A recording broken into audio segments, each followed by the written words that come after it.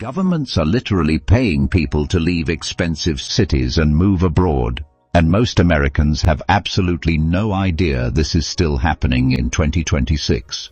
Here are 5 countries with real, verified cash incentive programs still active right now. And one of them has a catch that nobody talks about.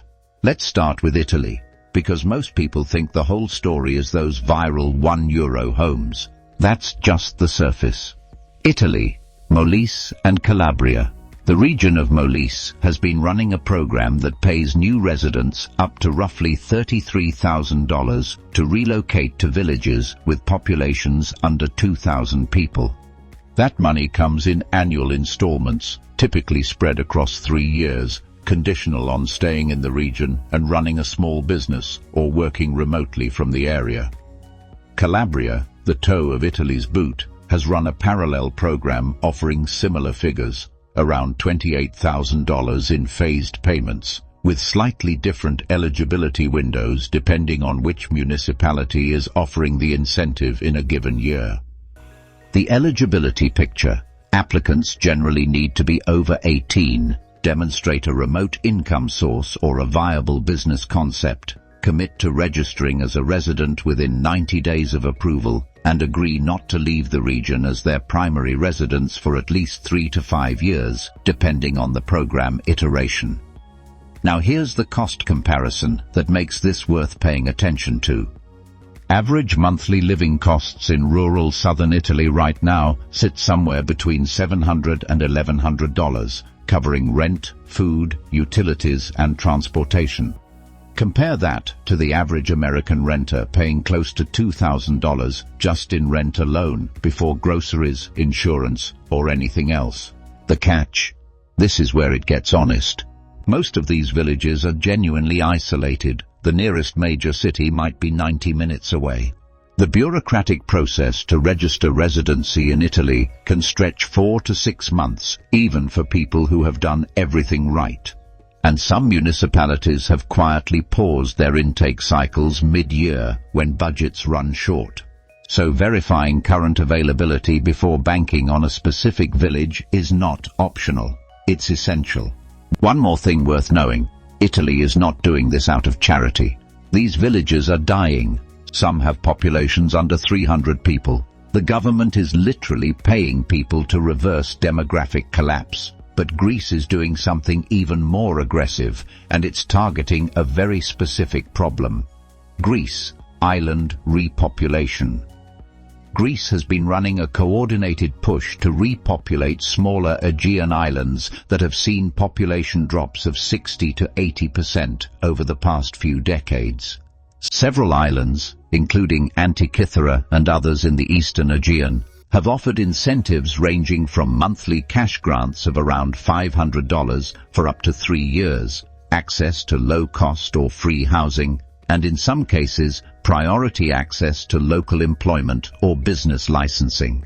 The actual dollar value stacks up like this: 3 years of monthly support totals around $18,000, plus housing that would otherwise cost $600 to $900 a month.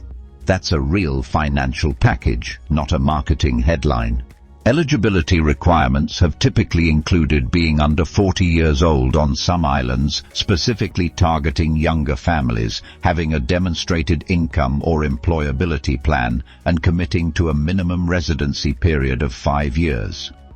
Some programs have required applicants to have children or plan to enroll children in local schools, the goal being to rebuild actual community infrastructure, not just headcount. Monthly costs on many of these islands are genuinely low outside of summer tourist pricing. A non-tourist standard of living can come in under $1,000 a month for a single person, with housing often partially subsidized through the program itself. Here's the real catch though, and this is the one nobody leads with. Some of these islands have extremely limited ferry access. Medical facilities may be hours away. Internet infrastructure, while improving, can still be unreliable in ways that will destroy a remote work setup if not properly researched. This is not Santorini. This is the version of Greece that tourism doesn't photograph. Which one of these feels realistic so far? Drop it in the comments. Genuinely curious what's resonating, because the next country on this list surprises people every time. Albania, the overlooked one. Albania doesn't have a formalized cash grant program the way Italy or Greece do. But what it has is arguably more valuable in 2026. One of the most aggressive remote worker visa ecosystems in Europe, combined with a cost of living that makes most of the continent look overpriced. The government introduced a digital nomad visa pathway that allows remote workers to reside in Albania for up to 1 year, renewable, with a simplified tax structure that caps income tax for qualifying foreign remote workers at significantly lower rates than most European countries. Some specific economic zones and coastal municipalities have offered additional relocation support in the form of reduced local registration fees, subsidized co-working access, and in select cases, housing assistance packages for those committing to longer stays. Here's the number that matters. Tirana, the capital, has an average monthly cost of living for a single person around $800 to $1,200 all in. The Albanian Riviera, despite its growing profile, still runs considerably cheaper than any comparable Mediterranean coastal destination in Croatia, Greece, or Italy. Eligibility generally requires proof of remote employment or freelance income, a minimum monthly income threshold that varies but sits around $1,500, and a clean background check. There's no age cap and no requirement to start a business. The catch in Albania is a different kind. It's not isolation. Tirana is a functioning modern capital with a real food scene and reliable infrastructure. The catch is institutional trust. Albania's banking system and administrative processes can be unpredictable for foreigners. Wire transfers, lease agreements, and anything requiring notarized documentation can create friction that adds days or weeks to processes that should be simple. Going in with that expectation makes it manageable. Going in expecting European efficiency does not. Now this is a good moment to pause on what's actually happening here. 3 countries in, here's the bigger pattern worth naming directly. This is Geo-Arbitrage at a government-sponsored level. When Molise pays $33,000 to relocate and living costs are $700 a month. The math looks like this. Someone earning $50,000 a year remotely in that environment has a monthly surplus that would be unrecognizable to their version of life in a US city. The grant alone covers nearly 4 years of rent. The cost gap does the rest. Meanwhile, that same $50,000 income in Austin, Denver, or Miami barely covers housing, insurance, and basic living without much left over. The governments offering these incentives are effectively subsidizing an exit from one of the most expensive consumer environments on Earth. This isn't just a relocation story, it's a financial restructuring, and governments are the ones offering to fund the transition. That reframe changes how to evaluate every country on this list. Barbados, the premium option. Barbados launched the Welcome Stamp program back in 2020 and has since evolved it into one of the most polished digital nomad frameworks in the Caribbean. In 2026, the program allows remote workers and their families to live and work in Barbados for up to 12 months, with the option to renew annually. The financial incentive here isn't a cash grant, it's a tax structure. Foreign remote workers living in Barbados under this visa are not subject to Barbadian income tax on income earned from foreign sources. Given that the U.S. foreign earned income exclusion allows Americans abroad to exclude over $120,000 in earned income from federal taxes annually when meeting the bona fide residence test, the combination creates a meaningful tax efficiency scenario for higher earners. The application fee is approximately $2,000 for individuals and $3,000 for families, relatively modest as barriers go.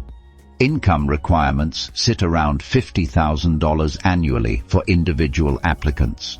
Cost of living in Barbados is higher than Albania or rural Italy. A realistic monthly budget for a single person is between $1,500 and $2,500, depending on lifestyle and housing location. But compared to equivalent coastal living in the US, it still holds up favorably. The catch: Barbados is not a budget destination. Imported goods are expensive. Groceries cost noticeably more than the US mainland. And while the internet infrastructure is genuinely solid for the Caribbean, power outages during storm season are a real operational risk for anyone running a remote business. If flights are part of the equation for getting there or exploring other islands while based in Barbados, checking Kiwi for multi-destination routing across the Caribbean can surface significantly cheaper combinations than booking direct on single carriers. Now for the country that consistently surprises people the most. Tulcan, Ecuador, the wild card. Ecuador is a dollarized economy. It uses the US dollar directly, which eliminates currency conversion anxiety entirely for Americans. Tulcan sits in the northern highlands near the Colombian border, and while it doesn't carry the same name recognition as Quito or Cuenca, it has been quietly building a relocation incentive structure aimed at foreign residents, particularly retirees and remote workers. Ecuador's pensioner visa, the Jubilado visa, requires a minimum monthly income of around $800 to $1,200 from a pension or retirement source. For that, retirees get legal residency, access to significant discounts. By law, Ecuadorian seniors and qualifying foreign residents receive mandatory discounts of up to 50% on transportation, entertainment, and some utilities. For non-retirees, Ecuador's Rentista visa allows residency based on a passive income stream of around $800 a month or more. Tulcan specifically offers a cost of living that routinely comes in under $800 a month for a single person, which means the residency income threshold and the actual cost of living are almost identical, leaving nearly everything else as surplus for those earning above that floor. The catch in Tulcan: it is not a tourist hotspot. The altitude affects some people. It sits at nearly 10,000 feet. The city itself is functional and safe in its central areas, but lacks the expat infrastructure of Cuenca or the lifestyle appeal of the coast. The payoff for that trade-off is a cost structure that is almost incomprehensibly cheap by American standards. When getting set up in a new country and navigating local SIM options, connectivity and data plans, Saili is worth knowing about for affordable international data coverage while sorting out a local solution. Now, who does all of this actually work for in practice? This works for remote employees with location-independent contracts. Freelancers billing in dollars or euros to clients outside their new country of residence. Online business owners with recurring revenue. Retirees drawing social security or pension income that exceeds local cost of living. People with flexible consulting arrangements who can manage client work across time zones. The profile that unlocks the best outcomes across all 5 countries. Someone earning between $40,000 and $120,000 annually in remote income, single or partnered without school-age children in a rigid system, comfortable navigating administrative processes with patience, and genuinely interested in living differently rather than just saving money. This is not for someone who needs hand-holding through every step. These are real programs with real bureaucratic friction. But for people who have done their homework, the upside is not incremental, it's transformational. Now here's the urgency element that actually matters in 2026. Several of these programs operate on annual or seasonal intake cycles. Melissa's program, for example, has historically opened applications in specific windows and closed them once the year's allocated spots are filled. Greece's island programs have had years where funding was paused mid-cycle due to municipal budget constraints. Ecuador's visa processing timelines have extended in recent years due to administrative backlog. The gap between when someone decides to apply and when they are legally able to move is often 4 to 8 months. For anyone considering a 2026 or early 2027 move, that math means the decision window is not wide. The people who move are nearly always the people who started the paperwork before they felt fully ready. And this list is not exhaustive. These are 5 programs that are documented, verified, and currently active. But regional governments across Portugal, Spain, the Azores, the Canary Islands, parts of rural Japan, and several Eastern European countries are building new versions of these frameworks right now, either as formal programs or as informal municipal incentives that haven't made it into English language media yet.